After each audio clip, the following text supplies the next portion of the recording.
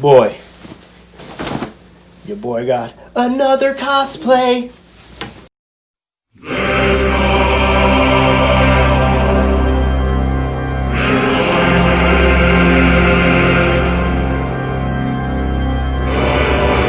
The world shall know. Anime.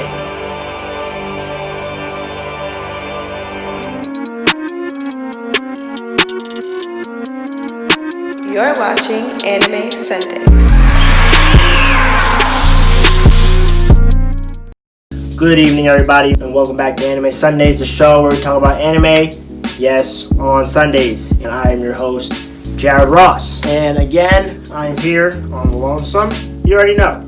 We're going to get right into it. So, for this week's debate topic, I decided I wanted to tap back into another arc segment. So this week I will be discussing what I believe to be the most successful time skip training arc.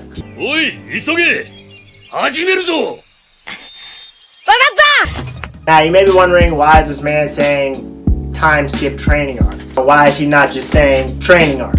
Since we all know in shonen is, very popular for every main character to have some sort of training arc, I decided that there are just too many anime for me to go through each training arc and decide which I think was the most successful, which I think was the most beneficial to the character. So I decided, in order to narrow down this topic, I would only be discussing training arcs that are dealing with a time skip. As you all know, a time skip in anime is when the character goes away for a certain amount of time, maybe years, maybe months, comes back and is significantly stronger. And most of the time you may only get glimpses and pieces of the training done in that arc, but you don't really actually see everything done day by day in that training arc. So for this segment, I've decided to pick 6 anime that are widely popular and have some very well-known time skip training arcs, and I'm going to let you know which I believe was the most successful training arc and what I believe to be the least successful training arc. At the bottom of the list, the character who I believe's time skip training arc isn't as successful compared to others is Naruto. Now mind you, when I'm comparing the success of these training arcs, I'm comparing it within the anime. How strong did that character become from the beginning of the time skip to the end of the time skip compared to how another character progressed in their story. So at the bottom of the list I have Naruto Uzumaki for obvious reasons. Your boy went off and trained with Jiraiya for 2.5 years, came back to the Hidden Leaf, and all he had to really show for it was more talk no jutsu and a bigger Rasengan. Yes, we all know Naruto when he actually trains with B and learns how to use QB control, and when he actually learns Sage Mode, those training segments give him a significant boost in ability. But for the man to go away for 2.5 years, come back, is getting worked by, Sasuke with Orochimaru significantly, fighting Ninja when trying to rescue Gaara and having a hard time. It really just goes to show that Naruto really didn't do much over his training with Kirby Sage. Besides master the Rasengan, he didn't really master any part of the Nine Tails, especially since when Jiraiya released his 8 Seal Prong, the Two Tails almost killed him. For me, Naruto had one of the least successful time skip training arcs, especially for a main major character in that 2-year time gap. After Naruto, I actually have another favorite main character, your boy, Son Goku. A lot of you may say, well, Goku's had all types of training arcs and time skips. How can you pick something to discuss about him? Yes, Goku's had a lot of training done in different time periods where he went away, came back stronger, but for me, the most significant, or I'll say the most relatable time skip training arc that you can compare to everybody else's is the training arc where at the end of Dragon Ball, he goes to train Wakami for 3 years and Mr. Popo. Yes, obviously, there's other training arcs where he trained with King Kai and Beerus, but none of those training arcs were really of his own fruition where he wanted to go to this place to train except for with Beerus. Because with King Kai, he died, so he really had no choice but to train with him. And I don't think his training arc with him was as long as his 3 years with Kami. Now, if you remember what he said after the 3 years of him training with Mr. Popo and Kami, obviously he came back way taller, way stronger, had a little bit more ki control, but he was not nearly as strong as we see him at the beginning, really, of DBZ. Even Kami himself said, you still haven't even really tapped into what you could do. He was really only strong enough to fight against Piccolo Jr., who we know is Piccolo now, and defeat him in the World Martial Arts Tournament. King Piccolo and Piccolo Jr. at the end of Dragon Ball, there wasn't a significant difference between them. Therefore, I feel like there wasn't really a significant increase in power with Goku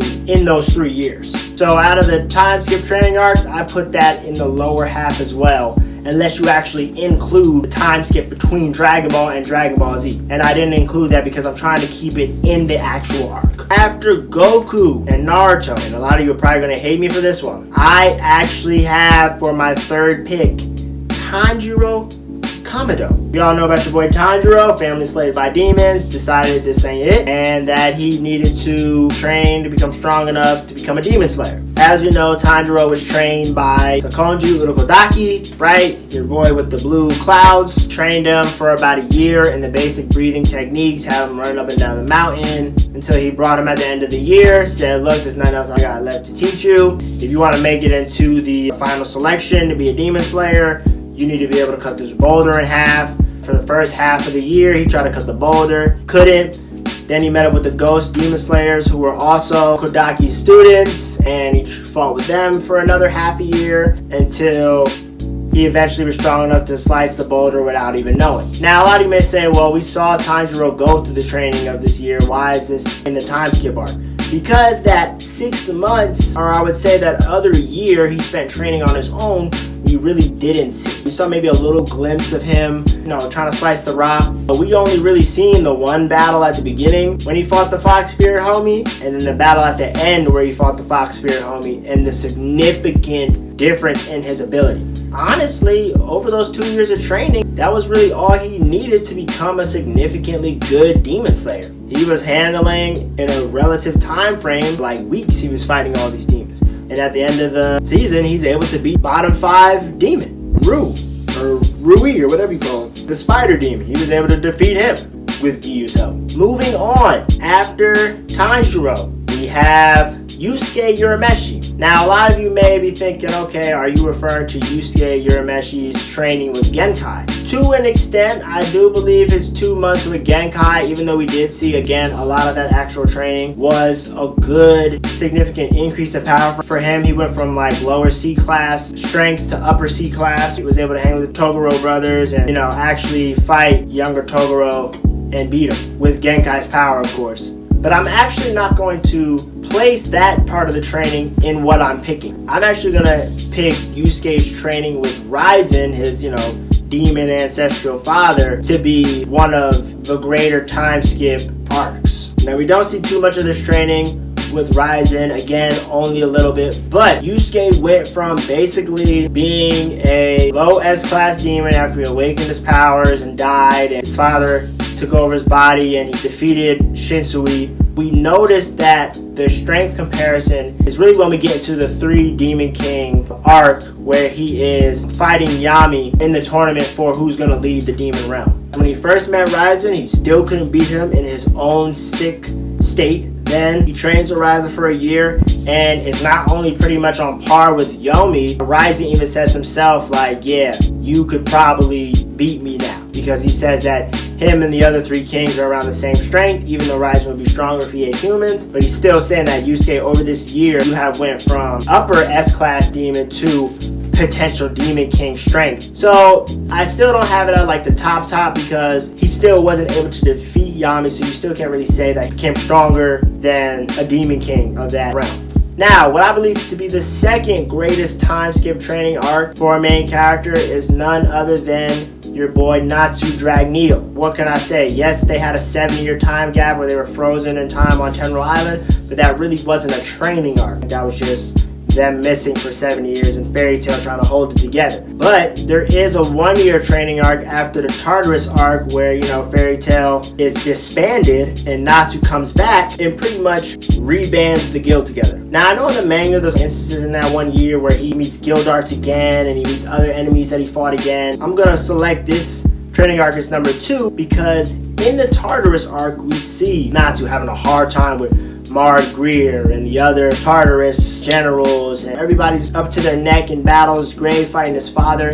It's a tough arc for them, actually a good arc. I just think that 1 year time gap is such a successful year because that man came back and we see the fruits of his labor. Beats Zareth, fading Agnolia. We see E&D Natsu getting awoke a little bit. We see Natsu hanging with, the Spring and 12 of Ishgar with the E&D power that he starts to really unlock. I mean, he's bodying everybody. Enemies that seem hard in the past, he comes back and is significantly stronger. Even the debut episode of him returning, we see that he comes back during one of the Grand Magic Games in the top guild at the time, Skull something. They've taken the crown, they're catching their W.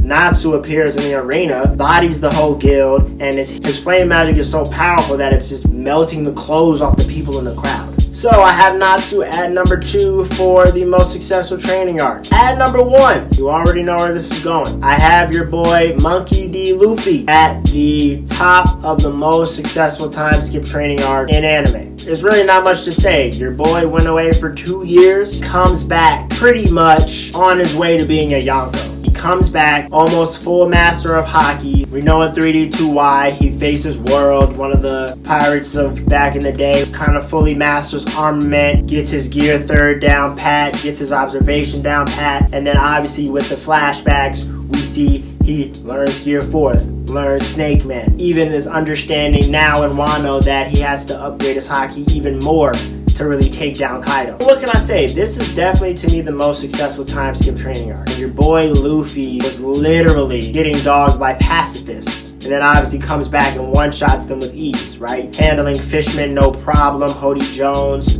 on a different level. At Punk Hazard, handling Caesar Clown no problem. We get to him whooping on Don Flamingo, eventually beating Katakuri. The significance in his power, the way it increased, only for it to be 2 years, is the greatest jump we've seen in strength in a main character while they were training. For me, I have Luffy's time skip training arc at number 1. There's many other training arcs. Gon and Killua training in Hunter, but we don't really see a time skip from them. There's time skips in AOT, but it's not like people are training, life just kind of going on, they're surviving. There's many other training arcs, and there's probably other time skip arcs as well. But out of all the arcs out there, I chose those 6, Luffy, Natsu, Yusuke, Tanjiro, Goku, and Naruto, because I believe they had really well time skip training arcs, but obviously some better than most. So yeah, that's our debate for this week. Feel free to drop below any other time skip training arcs you know of, or any other training arcs you may feel like I slept on. Again, this was really just to narrow down all the different training arcs in shonen to training arcs that really